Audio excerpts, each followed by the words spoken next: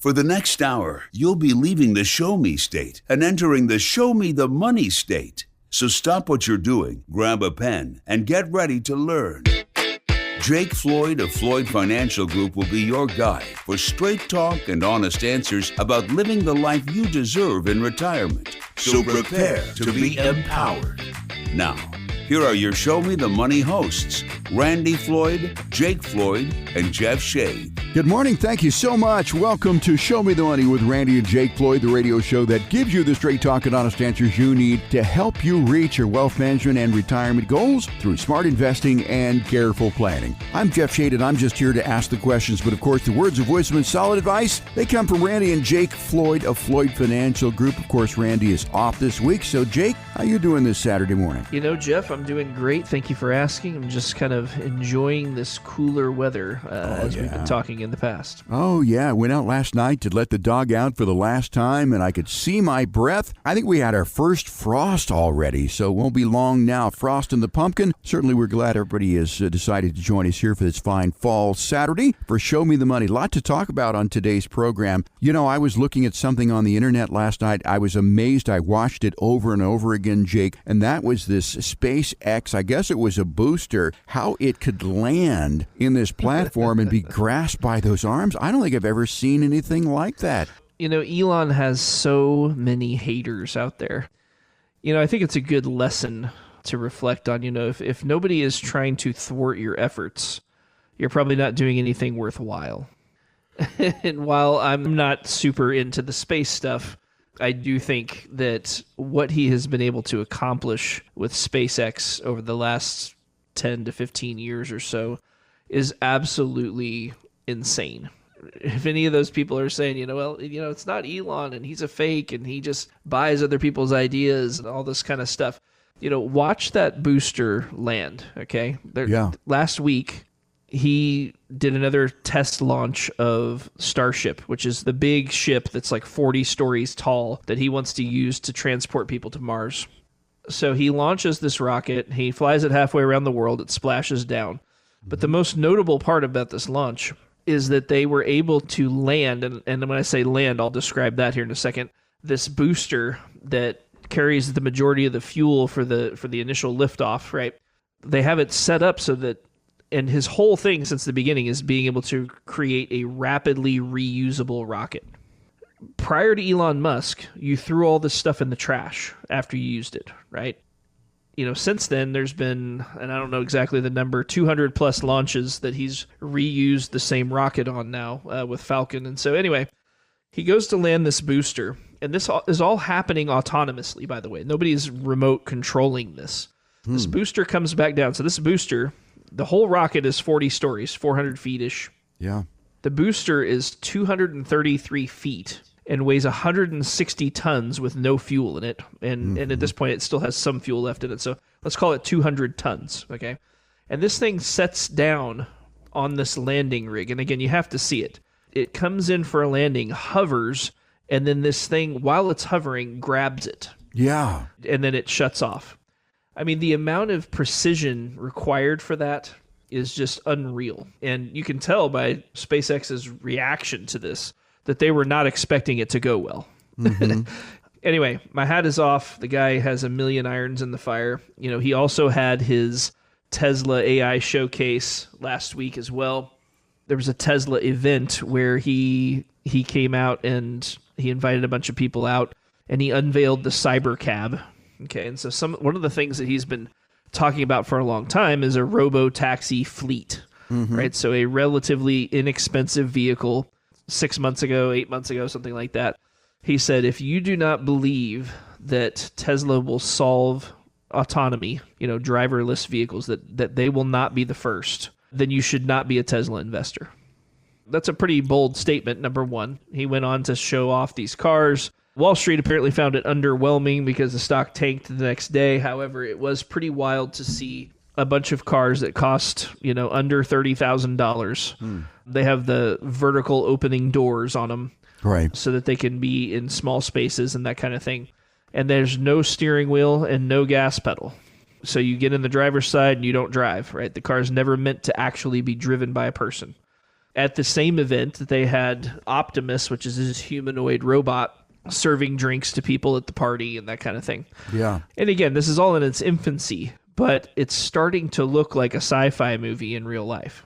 Yeah, and Elon Musk is really pioneering so many areas. Again, this SpaceX vehicle or this booster, this landing, if you haven't seen it, simply Google that. It's amazing to see this happen. And now these driverless taxis, as you said, this is sort of something that is in its infancy at this point. In our lifetimes, do you think that we're going to be seeing this become reality? I do. I really do. I know there's a lot of people listening. They're probably majorly on the fence about that, and that's fine. I'm not sure that I'm excited about all of it either, but I do find it fascinating. Right. Elon is certainly the Da Vinci of our time. He's head and shoulders above everybody else, dropped out of college, taught himself rocket science. He's a brilliant guy, but more importantly, he's a doer. He doesn't wait around for somebody else to do it, right? He makes it happen. He pushes it forward. You know, that also relates to politics. Right? As he has been on this journey, you know, Elon used to be pretty mega liberal prior to COVID. And I think he started to have his eyes open during COVID. I'll never forget he got COVID June of 2020. And so he went out and he bought 4 tests, took 2 immediately, and then he went back and took 2 more later. 2 came back positive, 2 came back negative. And he started to question what he had been told. And ultimately that's led us to today. Again, last week, Elon was at Trump's rally in Butler, gave a speech there. I guess that was 2 weeks ago. And then shortly after that, he did an interview with Tucker Carlson, in which he said, basically, I'm all in. He said, you know, Trump has to win or this is the end of society. And again, I'm not saying that everybody needs to believe that. I'm just saying that's how he views it. And so he's all in. He's not going to hold anything back. He's going to do anything he can to get him elected.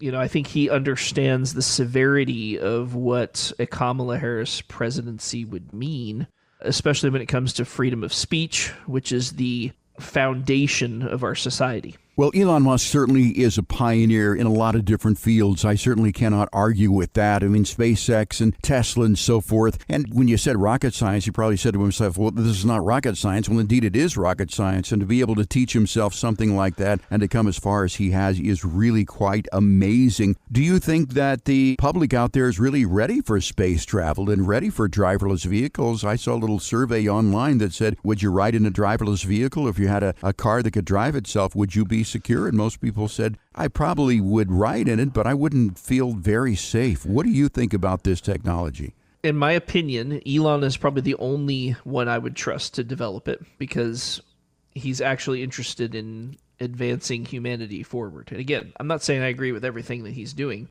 but I would trust a car that he built to get me there safely, assuming the testing had been done and everything, which he's doing. He has more hours of testing with Tesla self-driving vehicles than any other company by a large factor. Personally, I would feel okay with that. I can understand if people are not okay with that, and there's nothing wrong with that. I just think that, I don't know how long, maybe 40, 50 years from now, I think all cars will be autonomous. And I think it will take stages, but ultimately it will be because autonomous driving is so much safer than people driving. I mean, again, I don't know when the last time you drove to work, probably not long ago, right? Yeah. But if you drive out there, it's amazing that anybody arrives alive with the lack of skill that people have in driving. Yeah. And I think that eventually it will just become a moral equation saying, hey, if self-driving is 10 times safer than you driving, don't we have a moral responsibility to forward autonomous driving? Now, again, I personally push back against that a little bit because I like driving. I like freedom. I like having control over my own car. But I do think 40 or 50 years from now, that won't matter. Well, I'm going to give it a shot. I mean, if I had a driverless vehicle, I think I would give it a shot, but there's always going to be a space in my garage for my 72 Mercury. I love that car. Anyway, let's move on to something else here. Elon Musk, I think we've determined, is one of the pioneers of our generation. You know, when you think of Ben Franklin and Thomas Edison, Walt Disney, to that extent, Elon Musk has to be in that category. Let's talk about the election. Only 2 weeks out at this point. I understand that going to the gas station could give me an insight as to what's going to be happening with the presidential election. How is that possible, Jake? Yeah, so I mentioned after the debate between Harris and Trump that I thought that the price of oil could be used as a barometer for how real polling is happening. Anytime people put their money at risk, that shows you how they really feel. The price of oil, around $70 a barrel or so. It was 85 not long ago, and then when Trump started to get his lead going on Joe Biden before Kamala had announced, oil had really started to fall quite a bit. Then post the debate, Kamala started to surge in the polls and oil started to spike. Now, over the last couple of weeks, it has started to subside again. And I think that ultimately, if we get Trump as president, he will drill for oil. If he drills for oil, the price of oil will come down. If we end up with Kamala, she will keep the restraints tight on the oil supply, and people will panic and buy oil ahead of time, which will drive prices up. And so ultimately, the price of oil could be used as a barometer for how real polling is going, since we know we can't trust anything that the mainstream media puts out. At best, it's just not correct. To really understand how this works, traders are putting millions and millions and millions of dollars on the line based on the price of oil kind of dancing around the outcome of this election. So the fact that oil is coming back down would suggest that more and more people are thinking Trump may win this thing. And so I think that as we're watching the overall markets, it's a little bit hard to determine what people are thinking, because I think the market will likely go up on the other side of the election, regardless of who's elected.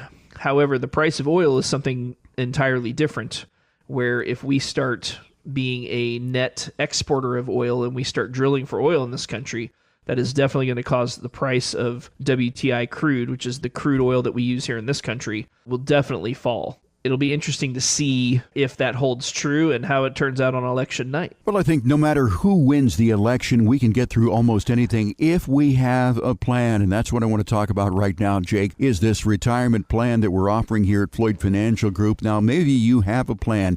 You've been someplace else. You've done a DIY plan. You're not sure whether this plan could endure the ups and downs of the economy and world events. Well, you can test your plan by coming into Floyd Financial Group. If you don't have a plan, we'd love to make one for you. Give us a call right now this weekend as you're listening to this radio program, 417-889-7233. Request your no-cost, no obligation, no judgment Floyd Financial Group Retirement Review by calling 417-889-7233. It'll take you about 60 seconds to leave your name and telephone number. Lovely Ashley will call you back during the week and set up an appointment for you. It is a no-tie zone, just a casual conversation so that you can get the questions answered that you need the answers to put you on that path towards a confident retirement. Again, it's not going to cost you anything at all. You can also find out more about us online at floydfinancialgroup.com. Jake, we're going to take a break. When we come back here on Show Me the Money, we'll be talking a little bit about corporate earnings and more when our show continues on 104.1 FM KSGF, where Springfield comes to talk.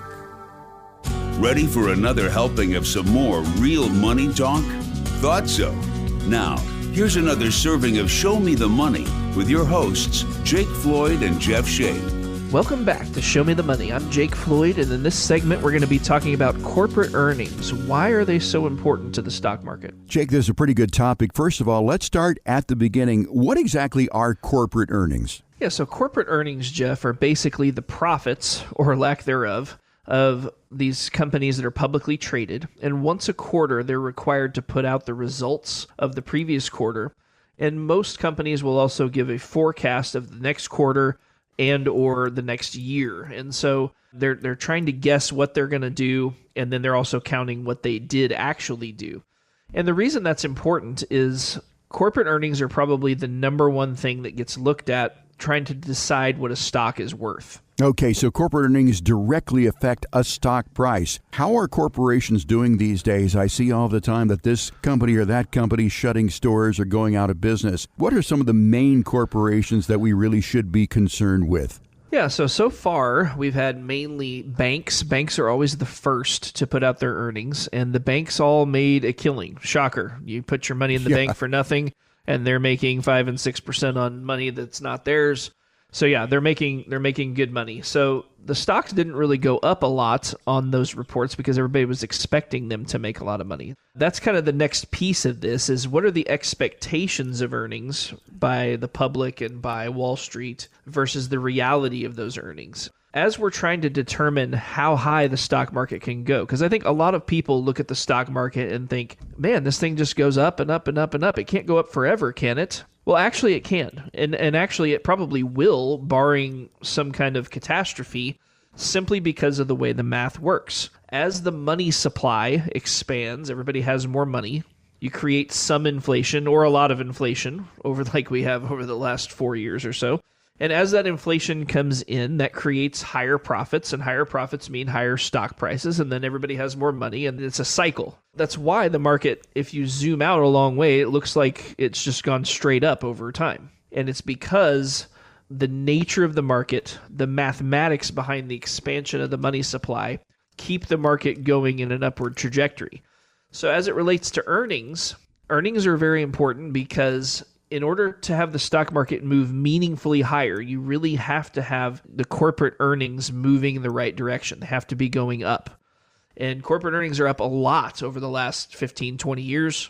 And there's really no reason to think that they're going to slow down, maybe for a period, right? If we have a recession, and that's really what creates recessions is corporate earnings start to lag and markets start to take a pause. But usually, I say usually, always so far, we get over that and then we resume the climb and things get better. Well, the reason why traders and investment advisors and people watch corporate earnings is because that's the direct input that translates to higher or lower stock prices. Jake, I've heard about corporate revenue. How is that different from corporate earnings? Yeah, so revenue is the total amount of money taken in, right? That's the top line. And then the bottom line is how much they actually earn, the corporate earnings. And so if we have a company that is not yet profitable, meaning they're still losing money, a lot of times people will look at revenues, right? There's a lot of reasons to look at revenue, not just with unprofitable companies, but it can also give indication of the direction of a company, right? So maybe they're still making good profit, but if their revenues are declining, that's usually a red flag, right? Because you can only have revenue decline so far before it starts affecting earnings. Conversely, if you have a company that's not profitable and they're having, big revenue, and then the next quarter they do 30% more revenue than they did the previous quarter, that's a very fast-growing company, and usually that begs a higher stock price. If you have a company that's really growing a lot, especially if it's already a pretty big company, and it's still growing a lot. Think NVIDIA here. NVIDIA has been one of these companies that was growing 260% year over year a couple quarters ago. That's why the stock just went to the moon. Revenue does matter, but ultimately everything will need to make a profit at some point if it's going to stick around for the long haul. Otherwise, people are just losing their money as they invest it. Jake, I'm sure that a lot of our investors are somewhat familiar with what we're talking about today, earnings versus revenue. How would one read a corporate earnings report, and is that something that the average investor should do, and do you do it at Floyd Financial Group? Yeah, so the average investor, if they are going to hire somebody to watch that stuff for them, like me or another financial advisor, you probably don't need to concern yourself too much with, every single company's earnings. However, if you have an investment advisor who is managing individual stocks and that kind of thing, he better be watching those things or he will get his clock cleaned. Mm-hmm. And so watching data on companies that you're invested in is kind of a fundamental thing that an investment advisor does. It's not just related to earnings. There's a lot of factors to be considered. What we're spending money on, how much expenditures are going on, how much capital expenditure you have, the life cycle of the product, if there is a product, or if it's a service-based company, how revenues are being affected. There's a lot of factors to watch, and it can be kind of dizzying if you are not used to, or if you are not trained to understand what to watch. But there are clues out there to be gathered if we're paying attention. That's why it's important to have an advisor who is actually paying attention to this stuff instead of just kind of throwing it in a few mutual funds and hoping for the best. And Jake, we have talked about earnings calls before on this radio program. For those people who are not doing it themselves, there are things called earnings calls. How often do these earnings calls happen? Earnings calls usually happen on the day of their earnings release. Sometimes it's the day after.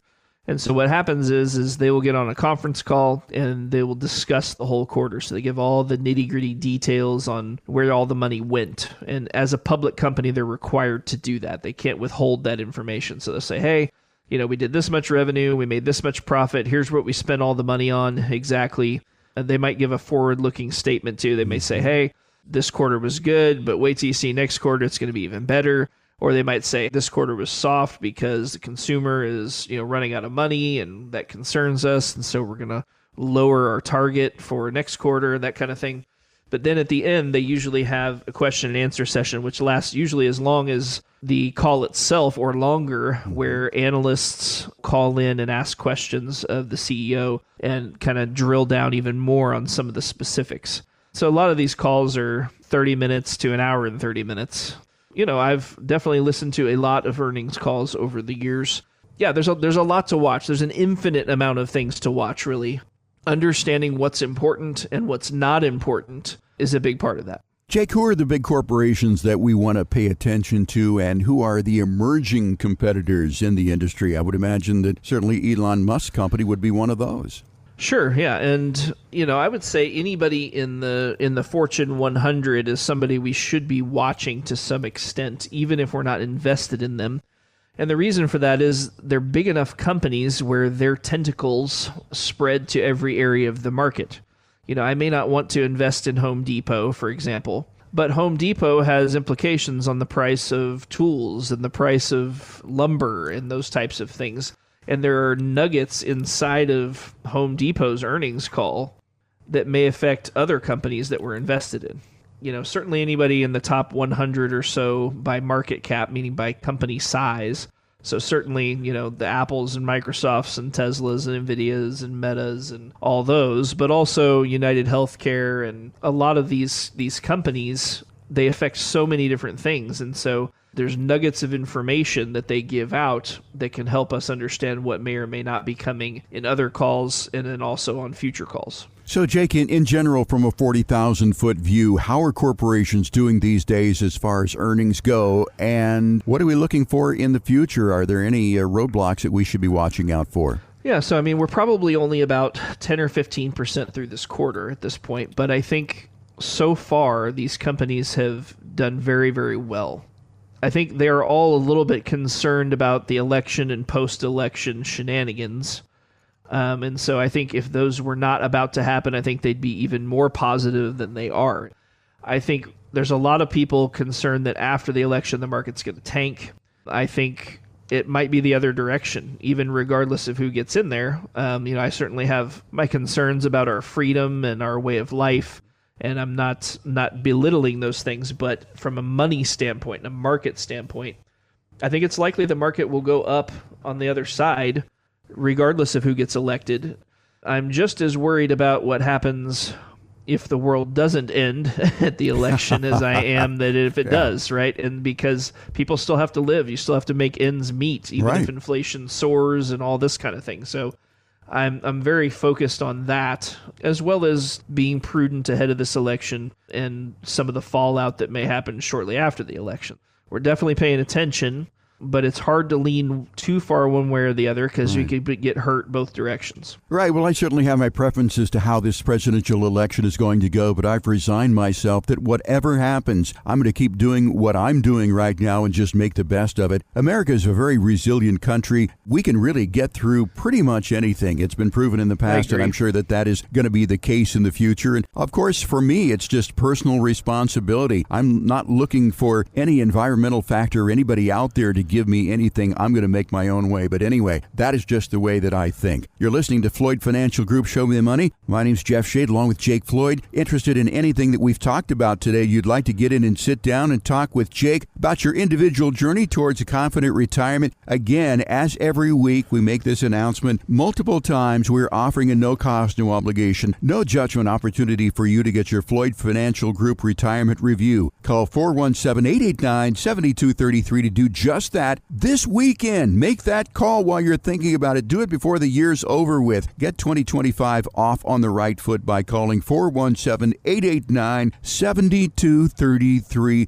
and sit down with Randy and Jake and ask your individual questions. No cookie cutter plans here at Floyd Financial Group. All of our plans are designed especially for you, your wants, your needs, your concerns about your retirement. Again, it's not going to cost you a dime to call 417-889-7233. Leave your name, telephone number. Ashley will call you back and set up a time that is appropriate for you. 417-889-7233. You can also find out more about us online at floydfinancialgroup.com. Hey, Jake, let's take a break. When we come back here on Show Me the Money, we're going to be talking about 8 early retirement mistakes that could drain your savings and more when our show continues here on 104.1 FM KSGF, where Springfield comes to talk. Ready to climb a mountain of financial know-how?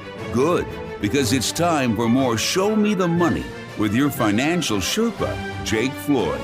Welcome back to Show Me the Money. I'm Jake Floyd, and in this segment, we're going to be talking about 8 early retirement mistakes that could drain your savings. And Jake, I don't know if necessarily these are mistakes, but I do want to run down them. Now, you said 8. There possibly could be many more than this. But let's start off with the first one here. Is it necessarily a mistake to claim Social Security at age 62?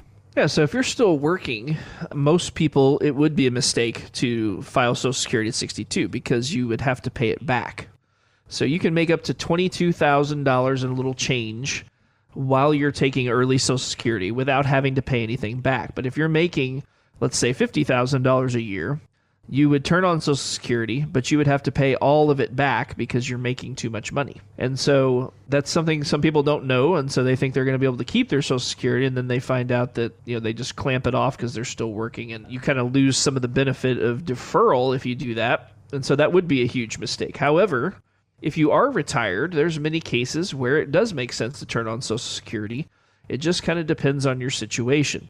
If you retire at 62, let's say, and you say, hey, I'm done working, I'm not going back part-time, I'm not going back full-time, you couldn't make me go back. That person, in many cases, in my opinion, it would make sense to turn on Social Security, and the reason for that is if you are retired, you're going to need some income. So that money is either going to come from Social Security or from your savings, unless you're fortunate enough to have a pension, of course. But let's say you have no pension. That money is either coming from your savings or it's coming from Social Security. And I would rather take Social Security while we can and get as much as we can and take less from your savings because that puts more control in your hands versus spending all your money trying to maximize Social Security. And then later, we're totally at the mercy of what the Social Security system decides to do. Understanding when to file for Social Security is probably one of the biggest questions I get asked on a daily basis, and it's something we spend a lot of time thinking about. For some people, it's very cut and dry, but for other people, there's more than meets the eye when it comes to that decision-making process. Yeah, I always thought that when to take Social Security was pretty easy at 62, full retirement age, or age 70, but I understand that there are many different factors that go into deciding when you take Social Security, and you've got an optimization program that can help us out with that, do you, Jake? We do. I don't use it a lot, though, just simply because I think the decision is more simple than that. Mm-hmm. So let's say that you're 67 and you're still working. In my opinion, it's hard to make the case to wait till 70, especially knowing that Social Security is likely to get cut shortly around the corner, because if they don't, Social Security is going to totally go away. And so I think what will happen is they will simply cut Social Security on everybody or on certain people. And having that knowledge, I would rather go ahead and get what I can while I can out of there, even if you're still working at 67, because you don't have to pay it back if you make too much once you've hit full retirement age. That's just another example. Again, there's a million factors that go into this, but there are a few reasons to wait to 70 that are kind of technical reasons, in my opinion. But by and large, there's a lot of different ways to file for Social Security and a lot of different factors that come into play. And that's one of the things that we can help you sort through when you come in for your consultation. So claiming Social Security at age 62 could be a mistake, or it might not be a mistake. It just all depends upon your individual situation. So early retirement mistakes that could drain your savings. The next one here is canceling health insurance before you're 65. I don't know too many people who actually do that. Do you, Jake? You know, I think a lot of people understand how expensive healthcare is, and I would say that people are probably more careful around health insurance even than they are around their retirement savings. And so you're right, Jeff, I don't see that a lot, But I do occasionally run into people that are like, I'm just 63. I canceled my insurance because I retired, and, I'm just going to hope for the best for the next 2 years. That is potentially a very terrifying thing to do, because if you develop some kind of an issue, you may be on the hook for all of that cost. And again, if anybody's had any major health issues recently, they know that it's a very, very expensive world in healthcare out there right now. And, heart attacks can be upwards of 100,000. Cancer can be upwards of 500,000, $1 million, depending on what you end up with. And it can be totally devastating. So I would definitely not recommend going insuranceless. There are a lot of ways to tackle the health insurance issue, but definitely make sure that you do not cancel coverage until you have more coverage in place. Well, with our car insurance, you're required to have car insurance, but are you required to have medical insurance in this country? The answer to that question is kind of, Jeff. So if you do not have coverage, you could be subject to a fine after Obamacare. That being said, the fine is very minimal, comparatively speaking, to the potential impact of not having that insurance and developing a very expensive condition, which is a little bit like the car insurance issue, I guess, as far as if you have a wreck and you're not insured, that could be a very massive problem. However, it is actually just illegal to not have insurance. Right. I do think that the government never relinquishes power. It only takes it. They're going to continue to mandate more and more and more things. However, in this case, I think they shouldn't have to mandate people having health insurance because it's a major, major issue. Now, it would be less of a major issue if the government was not so involved in healthcare, because everything costs 10 times what it should, because the government has their finger in the pie, but that's a whole nother subject for a whole nother day. Another retirement mistake that could derail your retirement's not saving enough money. How do you know when you've got enough money, though? Well, Jeff, that's why I have a job. I think there's, determining how much money you need is not an overly complicated calculation. However, if you're not used to making that calculation, it's hard to know where to start. Understanding how much money is enough money really depends on your lifestyle and what you're wanting to have in retirement. The basic calculation is, we'll say, hey, here's how much money that we're going to need in retirement, either through a budget or just analyzing what you're spending. And then we'll take Social Security off of that number, and then we'll know roughly what we need to come up with. And so let's say we have a $50,000 shortfall after Social Security. Then we can divide that out by roughly 5%, and we know you need about $1 million or so to generate the income that you need without risking spending down and running out of money.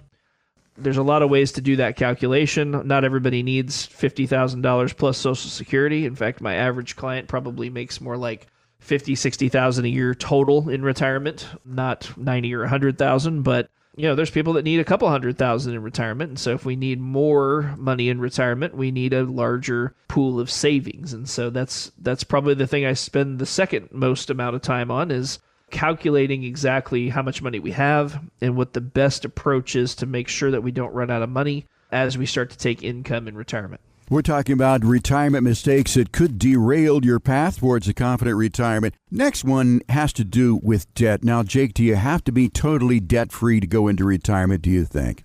You do not need to be totally debt-free. I will say that you probably shouldn't have, $80,000 or $100,000 worth of credit card debt and 2 car payments and all that kind of thing. I think having a mortgage is not the end of the world, but it depends on how tight your savings is versus how much money you need each month in retirement. But I have lots of people that have mortgages as they're retired. As long as we've saved enough money to make that work, that can be okay. But yeah, we definitely don't want to be paying 30% interest on the Kohl's card as we go into retirement, just because most people don't have nearly enough money to offset that kind of interest payment. Right, and I think having a credit card in retirement or multiple credit cards is fine as long as you use them responsibly. They're simply a convenience. If you're out someplace, you need something, you don't have the cash, go ahead and use the card, but be sure that you've got enough money in the bank so that you can pay that card off. And remember, the debit card works just as well, too. Okay, we're talking about retirement mistakes that could derail your retirement. Next one is you don't have a plan to supplement Social Security. Is it really possible to live on just Social Security these days, Jake? Do you have any clients that actually try to do that? I do. I don't have a whole lot of them because obviously I manage investments, and if they're living on only Social Security, then they usually don't have investments. However, Right. I do have people that choose to live on Social Security so that they can leave a maximum amount of money to their beneficiaries. Yes, it is possible. However, most people are not frugal enough to do that, especially after this last 4 years of kind of catastrophic inflation, in my opinion. The numbers are much higher than what the government is reporting as far as how much inflation we've had, and it's definitely not nearly as possible today as it was, let's say, 5 to 10 years ago. Jake, is it a retirement mistake to not diversify your portfolio, do you think? Yeah, so when it comes to a portfolio, and we're going to talk a little bit about this in the next segment, but there's several things that you need, some boxes you need to check, right? You obviously need income out of your portfolio, you need growth to offset the income, you need some safety, you need liquidity, and you need to keep an eye on taxes. And again, we're going to drill down on that in the next segment. It's not possible to get all those things with one investment, and so inherently we need some sort of diversification in order to satisfy all those requirements. Not having your proverbial eggs all in one basket is a good idea, and having a couple of different strategies at least, if not 3 or 4, to really weather any storm and to check all those boxes is usually something that's a good idea. So at least a couple of buckets, maybe more, depending on how complex your situation is. And if you're still working, a big mistake would be to not take advantage of your employer matching the money that you put away in your 401k. That is free money on the table. Why would you want to ignore that? Next one is going to be you fail to consider taxes. I don't know about you, Jake, but I think that is probably one of the biggest mistakes that people can make. Yeah, and I think taxes can go kind of both ways too, though, because I have a lot of people that make a lot of money before they're retired, but they're funding, 20% in their 401k. They're paying a lot of income taxes. They're paying Social Security tax, Medicare, Medicaid. They're paying $700-800 a month for insurance. Once they retire, sometimes they don't pay nearly as much in taxes as they're used to paying. But yes, if you're planning to not pay any taxes in retirement, you have something else coming for most people. But I do have people that are surprised to the other side when they learn that their tax bill will be a fraction of what they were paying, simply because they're making quite a lot less money, but they don't need quite as or nearly as much money simply because the way their income was, and they're not funding retirement and all those other reasons I mentioned. So the bottom line about this conversation is that you need to weigh the financial risks very carefully before you decide if you can retire early, because it's going to impact your finances for the rest of your life. So these are some retirement mistakes that you don't want to make. If you're worried that you've made some of these mistakes, you want to avoid them, simply come in and talk to us here at Floyd Financial Group. We'll tell you what to do and maybe what not to do. And of course, we'll listen to you about your needs and concerns about your journey towards a confident retirement. Call 417-889-7233. Ask for your complimentary retirement review with Randy and Jake at Floyd Financial Group. Again, it's not going to cost you anything. And absolutely, there's no judgment. We'll meet you where you are. 417-889-7233. Make that call this weekend. You can also find out more about us online at floydfinancialgroup.com. Time for a break, Jake. When we come back, we'll be talking about checking all the retirement boxes when our show continues here on 104.1 FM KSGF, where Springfield comes to talk. People of the Ozarks, step away from the fishing pole and prepare to be shown the money, because we're back with more straight talk and honest answers with Jake Floyd and Jeff Shea. Welcome back to Show Me the Money. I'm Jake Floyd. In this last segment, we're going to be talking about retirement needs and making sure we check all the boxes. And Jake, amongst those boxes we'll be talking about here, basically cash flow, security, growth, liquidity, and tax savings. Those are 5 things that money can do for you, but I'm going to throw in another one here in the beginning, and that is the box that involves an income plan. Would you say that that's really where we want to start in checking off those boxes? Is that the most important? I don't know that it's the most important, but you certainly, if you're going to retire, are going to need some income. So I think it's pretty important. So no one investment can do all of these things: income, growth, safety, liquidity, tax efficiency. But are there some investments that can check off more than one box? Yeah, there definitely are. And so we just can't get all those things from one investment. So like I said in the last segment, I do think it's possible to get these things from 2 buckets. Occasionally, we'll need 3 or 4 buckets, depending on how complicated your needs are. If you simply just need to generate income and we want to make sure we don't run out and we don't want to get hurt from a loss standpoint, right? We don't want to be a victim of a 2008 scenario, for example. Then, that can be accomplished with a couple of buckets. There are situations, though, the more complicated you get, the higher your income is, then it starts to maybe call for a third or maybe even a fourth bucket as we're looking to really generate more tax efficiency, right? So when it comes to, I think tax efficiency is the one that maybe is a little bit subjective, because there's a lot of people that are going to be in the 12% federal tax bracket no matter what. And an eye toward taxes is not really going to help or hurt them, simply because they're not making enough money to get out of that bracket, and nothing they do if they have all retirement money is going to really change that. Versus income, growth, safety, and liquidity all affect everybody in retirement. So if you're taking income in retirement, you are going to generate some taxes most likely. And so as we're thinking about the overall growth of the portfolio, the main thing we want to do is make sure we're at least replacing the income that we're taking. We'd like to see the investment grow some too, but if we're going to make sure that we don't run out of money, the biggest thing was we need to try to replace what we're taking income-wise, and that includes the taxes coming out as well. We also need to have safety in the portfolio so that we're not subject to a 40 or 50% drawdown if we just have all our money in the market, like a 2008 type scenario when the market was down 53%. Many people listening to this will remember that, and I hear stories all the time of back when they were investing in 2008, and some people are still not back to even because they took their risk down after that happened and were not able to recover.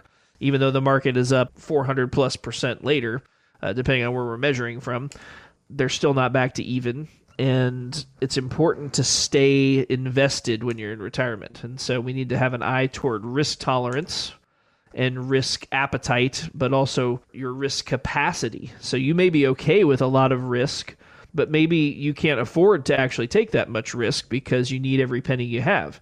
And so risk capacity, risk tolerance are two different things, but they both play into how your portfolio works and what types of risks and how much of those risks we're okay with taking. And Jake, I have just checked off the income box here. We're talking about boxes to check in retirement. And, there's more than just 5 of them. You talked about the risk box there, too. I'm going to go ahead and check off income. Let's talk about the growth box. What sort of investment tools could we use in retirement that could generate growth, but maybe not give us too much risk? So it depends a little bit on the environment. And so obviously the stock market is very good at growing money, but it's not as good at being safe. However, there are some things that we can do to get market-linked growth without actually putting the money at risk. So one of those is like a fixed indexed annuity or a RILA, where we're tracking what the market is doing, but we either have risk mitigation or no risk at all when it comes to the principal of the money. We give up some of the gain, but we're still tied to those indexes. And, let's face it, the S&P 500 is arguably the greatest wealth creation engine in the history of mankind. And so if we can tie ourselves to that index without putting the money in harm's way, that's usually a pretty good thing to do. In today's world, where interest rates are higher, bonds can also be good, where if we have interest rates falling, we can get appreciation of those bonds. And we can get, 4% or so interest along the way. There are also market-linked CDs, right, where you can do something similar. So there's a lot of ways to go about it. But simplicity, generally speaking, is better than complexity. It doesn't have to be overly complicated to make sense. Every individual is so different and their needs are so different that it's hard to speculate and generalize what somebody should or should not do. But as far as growth, there's a lot of ways to accomplish that. We don't need to make 15% a year in retirement, although there will probably be years where we make that much. What we need to do is, number 3, is we need to make sure that the money is safe to where, we can have some drawdown, but we really need to avoid making large mistakes once we're retired and we can't afford to go back and make the money again. We're checking off all the boxes here for a sound retirement plan with Jake Floyd of Floyd Financial Group. Basically, 6 places you can put your money. Basically, cash equivalents, stocks and bonds. Those would fall into the growth category, real estate, insurance products, and alternative investments. Let's talk about safety right now. Out of those 6 places to put your money, what would we invest in for safety purposes? Again, in today's world, cash and cash equivalents are still paying pretty good interest. I would argue that bonds are relatively safe here, even though they haven't been for a long time, simply because I don't think interest rates are going up again in the near future. So if as long as interest rates don't go up and we're not buying garbage company bonds, you should be relatively safe in bonds. There should be relatively little fluctuation. The other benefit of bonds is if you have a stock portfolio in conjunction, a lot of times what happens is if the stock market has trouble, people flee to bonds, meaning they sell their stocks and buy bonds. And when that happens, that pushes the price of those bonds up. So it can have an offsetting effect on your equity portfolio if there are losses in the equity portfolio. It's been a while since that's looked attractive, but from here it looks pretty attractive. Why does it look good? Because it was so bad, in 2022 that anytime something takes a bath, it goes down a lot, it creates an opportunity on the other side. And I think that's what we're seeing in the bond market right now. Let's go on to the next one, which is liquidity. Which of these investment tools that we just mentioned are the most liquid or have some element of liquidity to them? Yeah, so stocks are very liquid. Cash and cash equivalents are very liquid. Bonds are pretty liquid. It kind of depends on how you view those bonds. You can sell a bond, most bonds, at any time, but you'll be kind of limited to what they're worth at that moment. If you want to make sure you get all your principal back, you got to wait till the end of the term. But bonds are still relatively liquid, where you start to give up some liquidity for better earnings potential or better safety, when you get into annuities and things like that. Those can be very appropriate, but you do give up some liquidity in some of those settings. And then when you get into some of the alternatives, you give up a lot of liquidity. REITs, especially non-publicly traded REITs, most of those you're in for 7 to 10 years minimum, and you're kind of at the mercy of the company when you get your money back. Those are things that we don't use a lot of because who can be sure that they're not going to need their money for 10 years? That's a pretty big statement. And so I don't like to do anything that we can't have at least a little bit of wiggle room in. Real estate's not very liquid, Jake, but what about insurance products? If I've got an annuity, how liquid is that? So it really depends on the annuity, Jeff. There's some annuities that are fully liquid all the time. There are some that you can't get your money out for 16 plus years, and then there's everything in between. Again, annuities have their place. There are a lot of annuities that are bad, just to call it what it is. There's a lot of different types of annuities. You have variable annuities and immediate annuities and multi-year guarantee annuities and hybrids and FIAs and RILAs and all this, right? And so having to sort through all that for the average person is a very tall task. Because it's something we look at all day, every day here, we can help in that task if you will allow us to do that. Again, most annuities are not appropriate in my opinion, but there are some out there that make sense in certain situations. And that's something we can talk about, again, if you come in for your consultation. We're talking about checking all the retirement boxes here, and we have talked about income, growth, safety, liquidity. What about tax efficiency, Jake? How do we check that box off? So that is one thing that annuities offer in a manner that few other investments do. If you have non-qualified or non-retirement money, and you put that money into an annuity, you don't pay any taxes on that money until you take it out of the annuity. It becomes tax deferred. So that's one thing to look at. Overall income and how it's taxed, whether we're talking about qualified dividends or capital gains or simply just taking income out of an IRA, there's different tax implications to all those things. And then there's the kind of virtual taxation, right? If you retire before 65 and you're on Obamacare, you pay your premiums based on how much total income you have. And so if in those first, let's say you retire at 62 and you're trying to get to 65 to get on Medicare, if you have some savings on the side, you can use some of that to supplement your income where it's not technically income for the purposes of taxes and therefore Obamacare, but you can still use that money to live on. And then once you get to 65, it doesn't matter as much. And so there's a lot of planning techniques that we can use to really keep an eye on taxes or things that feel like taxes, like we were just talking about with the premiums on Obamacare or IRMA. If you make a lot of money post Medicare, you can still have to pay more for Medicare Part B and that kind of thing. And so those are all things that we're going to bake into the cake for you. You're not going to have to ask us to do that. I'm not going to put you in a position where you're going to have to make those payments and things. unless we simply have no other choice. If you're just made of money and you're pulling in, $300,000 or $400,000 a year in income, then there may not be anything we can do about it. But if there is anything we can do about it, we will try to maximize your dollars and minimize the amount that goes to the government, regardless of which government pocket it is, because let's be honest, I don't want to give this government any more money than they already have. That's right, and their pants have a lot of pockets in them, believe you me. We're talking about how to create a retirement plan that checks all your boxes with Jake Floyd of Floyd Financial Group. Our show is called Show Me the Money. Based on our show today and our topics, I'm sure that you've got some questions. If that is you, give us a call here. Request your Floyd Financial Group Retirement Review. No cost, no obligation for that. It's 417-889-7233 is the telephone number. Call it right now. I know it is the weekend. Leave your name, telephone number. Ashley will be happy to call you back during the week and set up an appointment that is convenient for you. Again, no cost, no obligation. Certainly there's no judgment. We'll meet you where you are. 417-889-7233. You can also find out more about us online at floydfinancialgroup.com. Jake, it's been a great show today. I want to remind our listeners, if you've missed any part of our program, we're also a podcast. Go to wherever you get your podcast, search for Show Me the Money with Randy and Jake Floyd. You'll find this show and many, many of our past shows so you can stay on top of your journey towards a confident retirement. Well, Jake, let's get some lunch and head out to the pumpkin patch and pick out a good pumpkin for the family. For Jake Floyd, I'm Jeff Shade. Have yourself a great fall weekend. Join us again next week, if you will, right here for another edition of Show Me the Money on 104.1 FM KSGF, where Springfield comes to talk.